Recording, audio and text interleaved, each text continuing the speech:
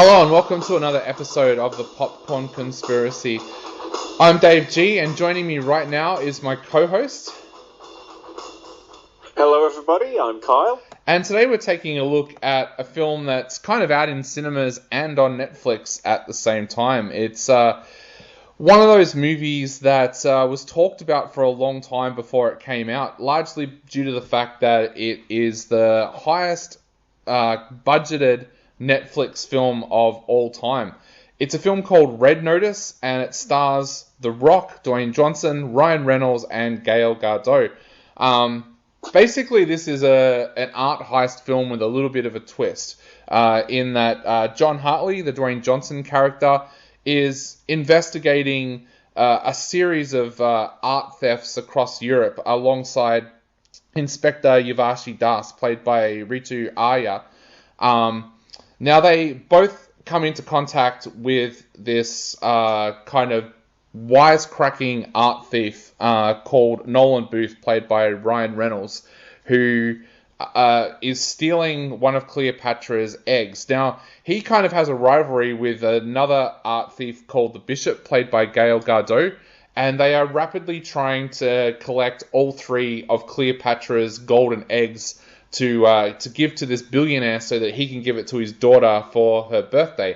Now, the only catch is only two of the eggs are known to exist. The third egg has never been discovered for years and years and years, so it's a little bit of a strange heist film in that for part of the film, they're looking for an egg that they don't even know exists. Now, there's a little twist early on that very, very soon sees Hartley having to work with Booth with all of the things that are going on. Now, mate, what did you think of Red Notice? I was a little disappointed with it, I guess. I remember hearing about it coming out, the whole huge budget thing, and I have been I am a real big fan of the director and Dwayne Johnson's previous movies together, Ross and Marshall Thurber. His other movies like Skyscraper, which I know we crack wise about the dialogue and some of the story of that movie, but I did really enjoy it. Now remember, his wife can speak Chinese and she's a Marine. Yeah, I'm sure that won't come up later in the movie. And Central Intelligence with Dwayne Johnson and Kevin Hart. I really enjoyed those two movies. And I mean, Skyscraper was a huge, epic movie, kind of like Die Hard meets Towering Inferno, and that one had a smaller budget than this. So, when this was coming out, it had huge stars and big budget, and I was really excited to see what they could pull off with it. And I felt I was a little bit disappointed with the movie, it didn't live up to that full potential, but I thought it was still a fairly enjoyable globe-trotting heist movie. It's just was a little generic, I thought, at times. But what did you think of it, David? Yeah, I really enjoyed it, but I think part of that is because I went into the cinema expecting absolutely nothing. I've become really disenfranchised with Ryan Reynolds. I love Deadpool, but I've just found since Deadpool, it feels like every movie he does now, he tries to be a Deadpool-like character. Even Free Guy, to me, I was a bit disappointed in because, once again, it was Ryan Reynolds trying to make these little witty jokes kind of thing. And I think what frustrates me about that is that before Deadpool, he made some absolutely amazing films that didn't involve comedy. Yeah. I'm trying to think. There's a great film that he made where he plays a dad that's driving his daughter home, and she disappears out of the car while he goes to buy pies for dinner in a bakery. And the police allege that he's the person that has made his daughter disappear, and he's not, and he's trying to free his name. It's an absolutely fantastic film, so I'm one of those people, I get really angry and frustrated when I see an actor do a role that's like, dude, you can do so much better than that.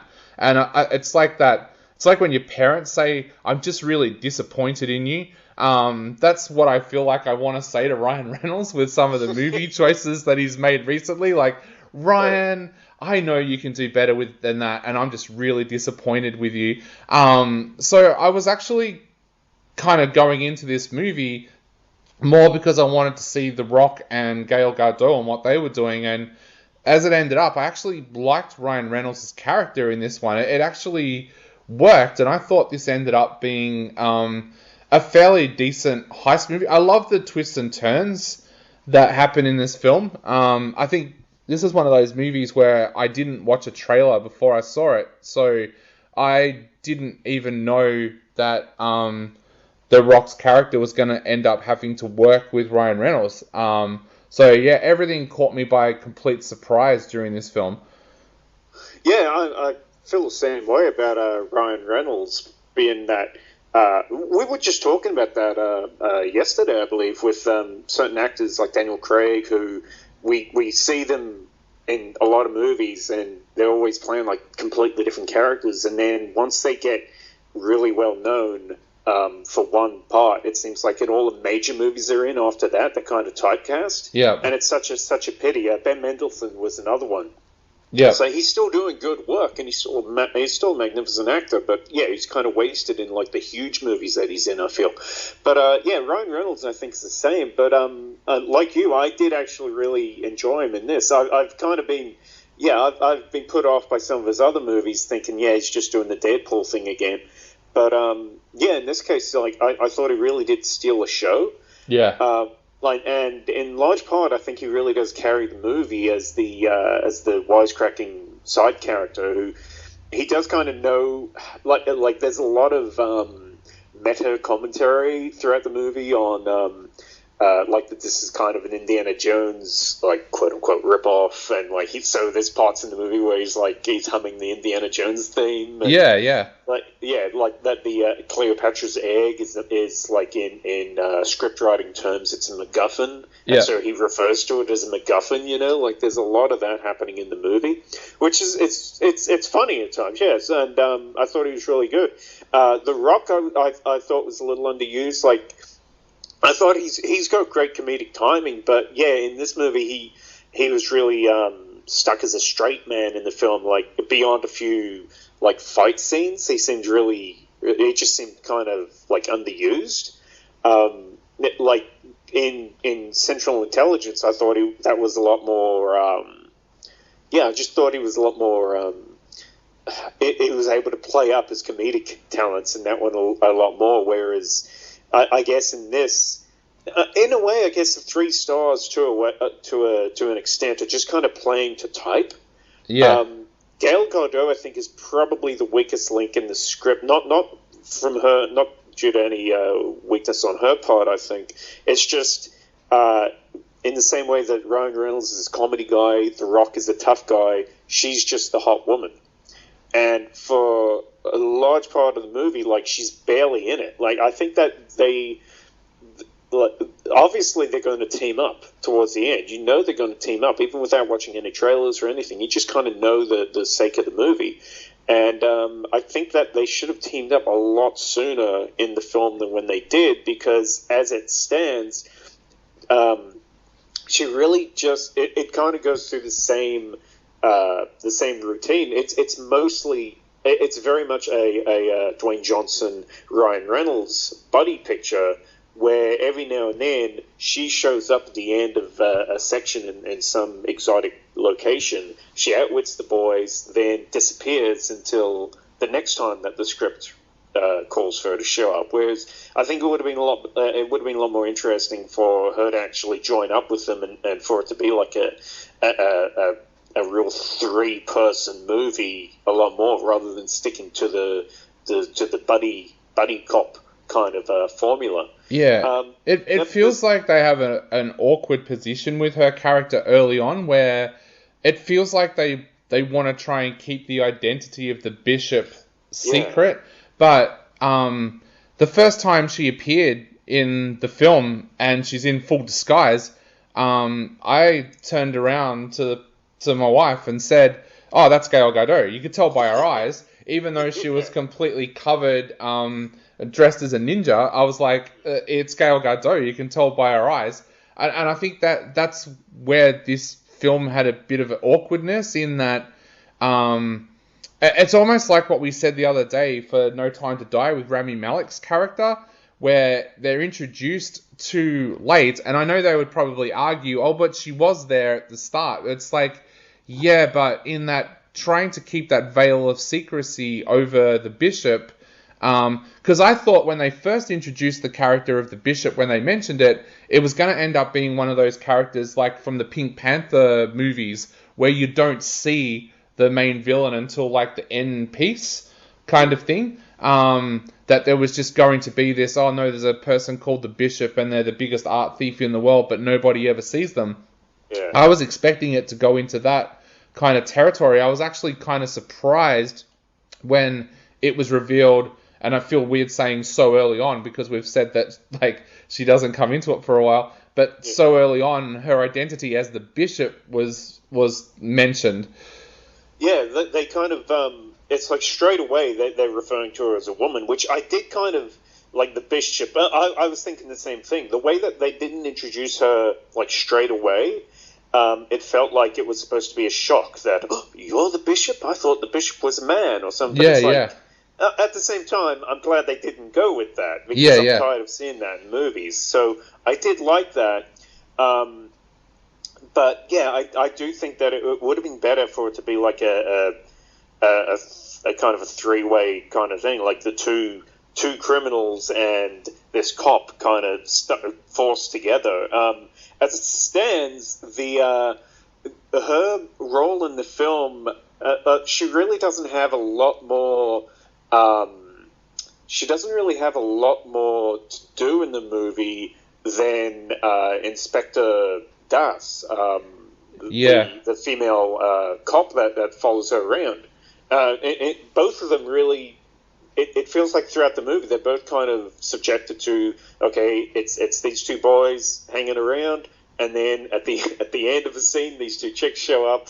One's a criminal, one's a cop, and then they run off. You know, the whole thing of having like such a huge, well, let's say it being like the huge budget and the huge actors and stuff. And I know that it feels like an elephant in the room is the budget of the movie, because it almost was a marketing part in itself, in the same way that it was for The Irishman. Like The Irishman was a $100 million Netflix movie, which at the time was like unheard of. Yeah. And in this case, I do think that it didn't really feel like a movie that cost over $150 million to me. Like I really felt like it needed a lot more recognizable supporting actors. Yeah, the movie, like, it's really built up around having these three huge stars, like, front and foremost in the film. But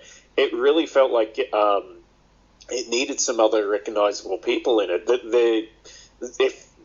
If you watch Umbrella Academy, you'll recognize the cop that's following them around. But other than that, there's not really many other people. There's one cameo really near the end of the film, and that's it. And it just felt like, for a movie that was really banking on its star power, I thought that it really needed to have a lot more, a bigger supporting cast as well. Did you find that, dude? I did, but I also, I thought one of the things I read about it, and first of all, this is the real reason for it, I found out, was because they had to change locations so many times because of COVID. They had to just work with local actors and crews wherever they went and keep their central stars kind of separate. But I was also kind of glad they didn't, because I thought one of the big mistakes that came through in a movie in the last 12 months was in The Hitman's Wife's Bodyguard, where they had this great ensemble cast, but all you really care about are the three central characters.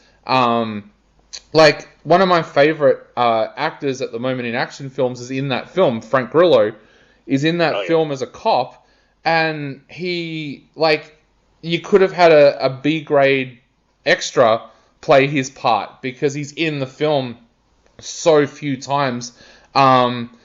like there's also Gary Oldman and characters and like actors appear in that film, and they're in it for such a short period of time. It felt like they tried to put too many stars into the film. It's like the opposite extreme. Yeah. So I was kind of it didn't really worry me. I think the only role I might have gone for someone that was a little bit more recognizable was the character of Vast, but then because she disappears so often, I guess there's also that problem, like I just said, with Frank Grillo, where his character is missing in huge chunks of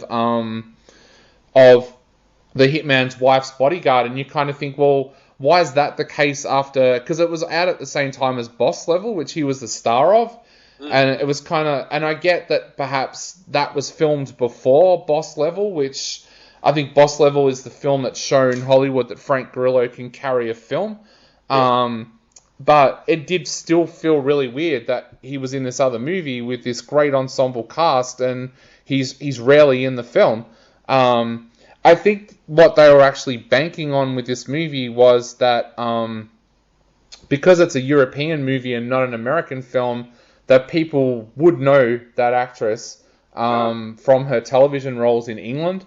I think that's what they were banking on. But look, I wouldn't have minded if they'd had a more recognizable kind of star playing that part. But yeah, it's a bit of a difficult one because they did film this film under extremely bad conditions. And I spoke to another director this week from another film that's coming out about what it was like filming in Europe during COVID, and it was an absolute nightmare. Like, he told me at one point when they were filming, all of their crew couldn't go home. They all had to stay on set, so people were sleeping around on the set in sleeping bags and stuff like that, because once they went home, that meant that they were exposed to people from outside of the crew, and they were considered COVID unsafe.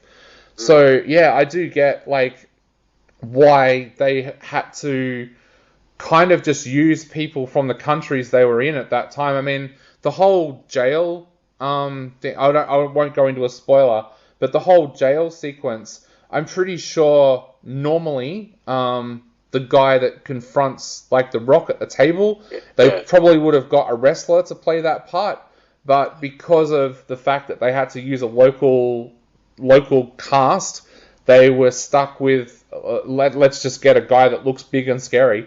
So yeah, I love that part because he's somebody like half the size of the Rock, coming up trying to intimidate the Rock. And it's like, that's what, when I saw that, I was thinking, okay, later on in the movie, they're going to have another guy that actually is huge. Yeah.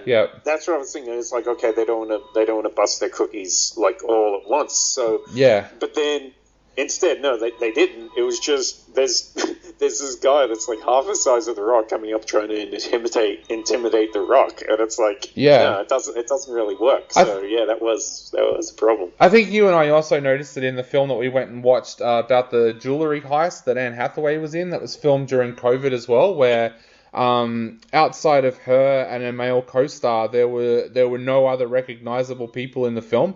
And I think that was the reason why, because you're not going to get a semi-recognizable actor agreeing to sleep in a sleeping bag on set because they can't go home kind of thing. So yeah, and the other one that I saw too was the Michael Bay film with AJ Kappa.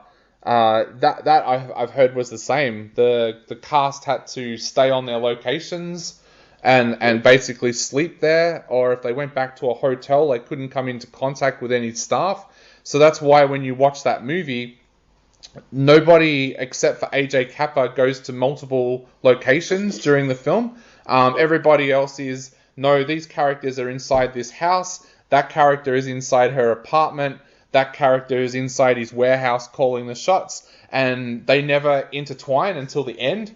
And I'm guessing that what they did at the end was they filmed all the shots where everybody intertwined in the last few days so that they could all go home straight afterwards and not put any COVID stress on it. And they could all go to their 2-week... and I imagine that's what would have happened in this, and that's why Yeah, it's probably why so often in this movie everybody's kept separate. I also noticed that this film, like a Bond film, goes to different locations and has its set piece in that location. And I'm Yeah. guessing that's probably because when they went to that location, they would have to have quarantined each time. So yeah, weird circumstances. And I actually take my hat off to someone to make a movie as big and as epic as this film with all those restrictions on them. Yeah, I think it is something that we're going to see a lot more of over the next couple of years. Movies that have been made during COVID lockdowns and during social distancing and stuff like that. Yeah, I'm not envious of the steps that they have to go through in order to film something like this. I know that's why I'm kind of interested in seeing how they work. Well, because with the Anne Hathaway heist movie, I know that was really part of that was called Lockdown, I believe, wasn't it? Yeah, I think so. Yeah, Yeah. there was a couple of movies that came out. There was also the movie with Zendaya that came out. Yeah, That was yeah. entirely shot in the one house. I think it was the director's house that they filmed in, and the three of them just stayed there the entire time. See, Um, like, if the movie's actually like acknowledging all that and it's based around that, they could do something really interesting with the limits that they've had imposed on them. But yeah, I guess in something like this, where again, this is just assuming that that's what the issues were, then maybe it ends up being a little bit more awkward for them to shoot around it and pretend that no, we're not social distancing, we're just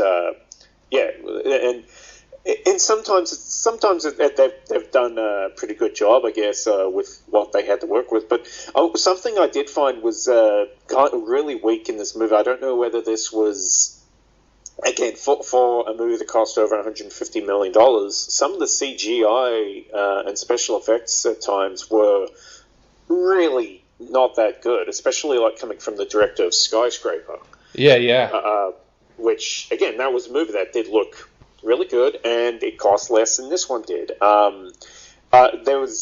There's one part in particular in a like a Coliseum arena where the actors are being chased by a bull, and it looked embarrassingly bad. Like the bull and the environment, all of it looked just so fake and cheap that it's hard to believe this movie cost over $150 million when 20 years ago, Gladiator came out and managed to fake and CGI a Coliseum, and it looked more believable. Yeah. And you and I saw A Boy Named Christmas a few days after we saw this, and they actually have a note at the end of that film that says that all the CGI was done by the artists at home because they were working at home during quarantine, and it looks exceptional. I was just about to say that. I was saying that all the way through watching that movie, because I think we saw that I think we saw that just a couple of days after I saw this, and it was like it was night and day. It was completely different. It was like, this is a movie that cost over $150 million. CGI in it looks terrible. This is a movie that I'm assuming doesn't cost $150 million, and the CGI in it looks amazing. And was done at home.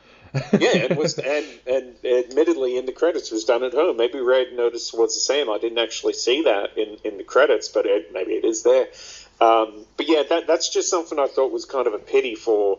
I mean, it's whether it's because of COVID or just because that's how white movies are made nowadays, with so much things that used to be done physically are now done with CGI. I don't know, but that was kind of a disappointment in the film, especially that part, and just at times how cheap the movie looked. And I mean, I was saying to myself, oh, it's because it's a Netflix movie, but it's a Netflix movie that cost $150 million. Yeah. You know?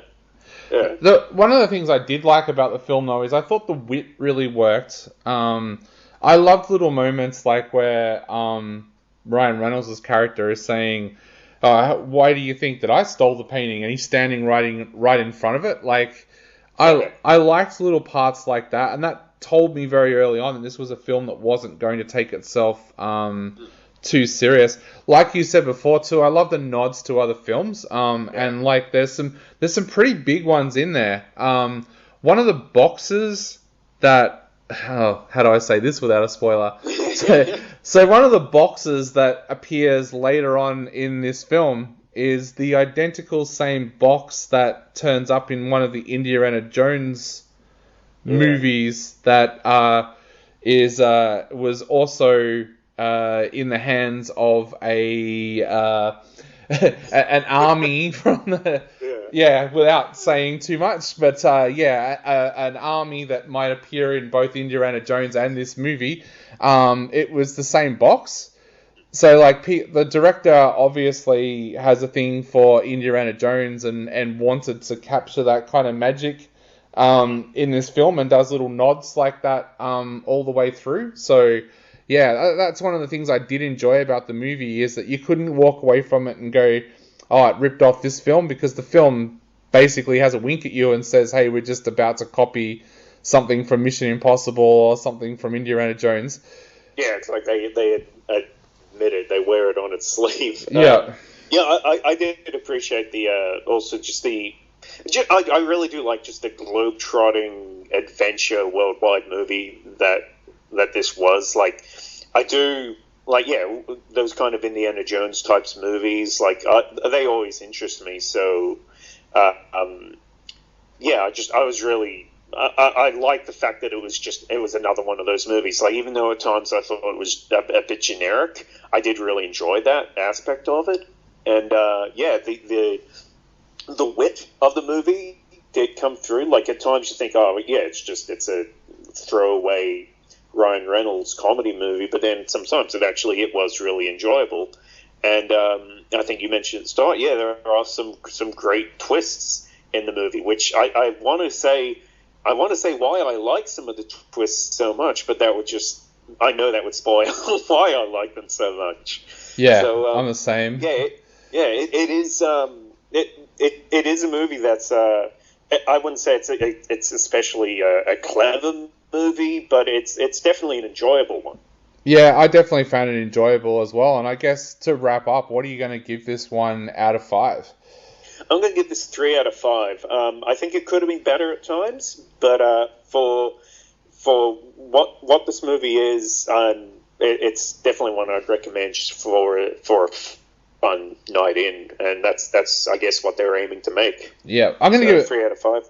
I'm going to give it 4 out of 5. I did enjoy it. I'm really looking forward to seeing where they go with a sequel. I've heard that a sequel is on the way, so I'm kind of curious to see where they go with that as well. So that could be interesting. But I liked it. It was sometimes I just like to tune out and watch a big dumb action movie, and this kind of like falls into that category where there was no moment in it where I was kind of like, you've lost me kind of thing. Like I liked the twists and turns. It was enough to keep me interested. So I'm going to give it 4 out of 5.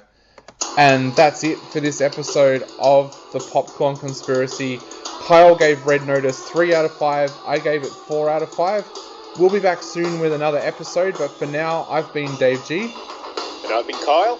And we'll be back very, very soon with another episode of the Popcorn Conspiracy.